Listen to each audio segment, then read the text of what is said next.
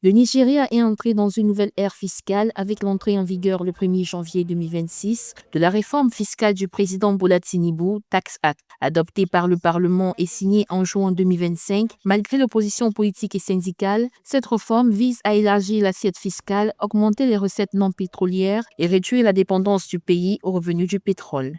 Le président nigérian prend la courageuse décision de faire ce qu'on appelle en anglais disruption et ce qu'on appelle également en anglais going behind resources, aller au-delà de ressources naturelles. Tout le monde sait très bien que la période des ressources naturelles est en train de passer. Nous sommes en train d'aller vers une véritable économie de l'intelligence. La réforme fait partie des 4 grandes réformes fiscales aux côtés de la Nigeria Tax Act et de la Nigeria Tax Administration Act, destinées à accroître les recettes de l'État en 2026, notamment via l'intégration du secteur informel. Entre janvier et septembre 2025, 28 entreprises ont versé 3 060 milliards de naira aux autorités fiscales, soit une hausse de 176% sur un an en recettes, révélant un fort potentiel fiscal encore inexploité.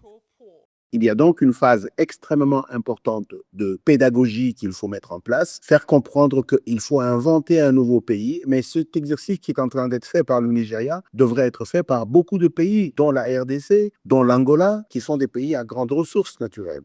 Pour l'année 2026, le pays d'Afrique de l'Ouest prévoit une croissance économique robuste, misant sur une meilleure mobilisation des ressources internes et une réduction progressive du déficit budgétaire. Le gouvernement table sur une croissance du PIB comprise entre 4 et 5 % contre environ 3,1 % en 2025.